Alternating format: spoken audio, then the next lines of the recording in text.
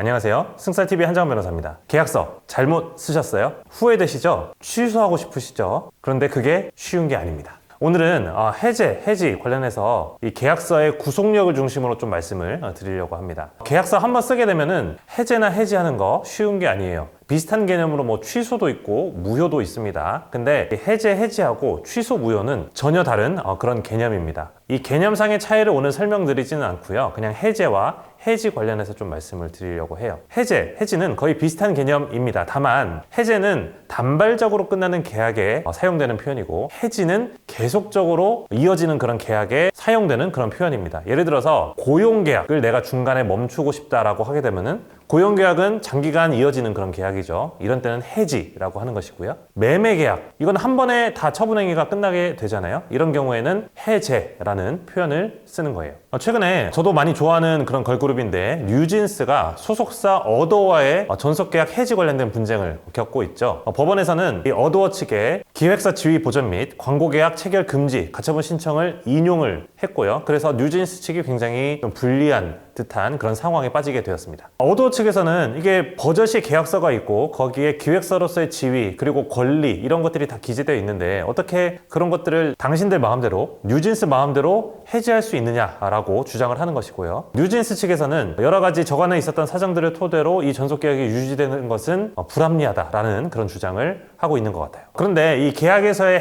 해지라는 것이 그렇게 쉬운 것이 아닙니다. 해지에도 여러 가지 유형들이 있어요. 먼저 쉽게 생각할 수 있는 것은, 계약 당사자 상대방의 채무 불이행으로 인해서 내가 이 계약을 해지하겠소라고 하는 그런 법정 해제가 있습니다. 상대방이 계약을 이행하지 않고 있는데 그것을 계속할 수는 없겠죠. 빨리 손절하고 내 손해를 보전할 필요성이 있을 때 하는 것이 바로 법정 해제입니다. 그리고 해약금 해제라는 것도 있어요. 매매계약 체결해 보신 분들은 많이 아실 텐데, 예를 들어서 계약금을 주고받았습니다. 그런데 매도인 입장에서 보니까 계약하고 난 다음에 부동산 가격이 갑자기 너무 폭등을 하는 거예요. 이런 경우에는 계약을 유지하고 싶지 않겠죠. 이럴 때 내가 받은 계약금의 배액을 상환하고, 또는 매수인 입장에서는 반대로 내가 계약금을 지급했는데 그 계약금을 포기하고 할 수 있는 것이 바로 해약금 해제 조항이에요. 또 해제 약정이라는 것도 있어요. 이건 뭐냐면은 해제하기로 서로 합의를 하는 겁니다. 그런데 이 해제 약정의 경우에는 정산을 어떻게 할지에 대한 그런 사항들이 다 정해져야만 하는 거예요. 이렇게 여러 가지 법정 해제, 해약금 해제 또는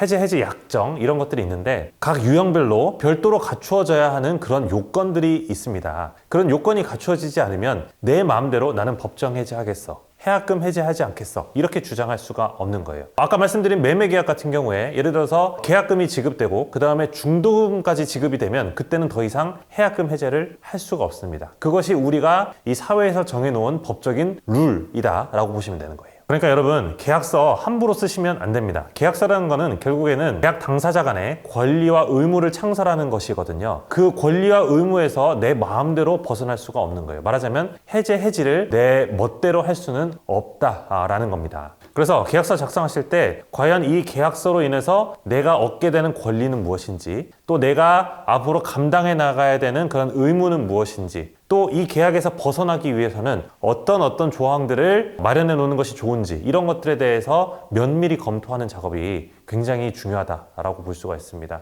그런 것들을 검토하라고 변호사가 있는 거거든요. 큰 비용이 들지 않으니까 주위에 친하신 변호사님들 있으시면은 이 계약서 이런 내용인데 한번 검토해 봐달라 이렇게 요청을 하세요. 그렇게 되면 이런 것들은 독소 조항이다, 이런 것들은 빼야 되고, 이런 부분들에 대해서는 아직 잘 구비가 되어 있지 않은 것 같기 때문에 추가해서 기재하셔야 됩니다, 이런 안내를 받아보실 수 있습니다. 굉장히 최소한의 그런 비용으로 장래 있을지도 모르는 큰 손해를 방지할 수가 있다라고 보시면 됩니다. 계약 체결의 자유가 있는 만큼 거기에 뒤따르는 책임도 있다는 것을 반드시 인식하시고 건전한 법률 행위 생활 하시는 우리 모든 구독자분들 되시기를 바라겠습니다. 감사합니다. 다음에 또 찾아뵙겠습니다.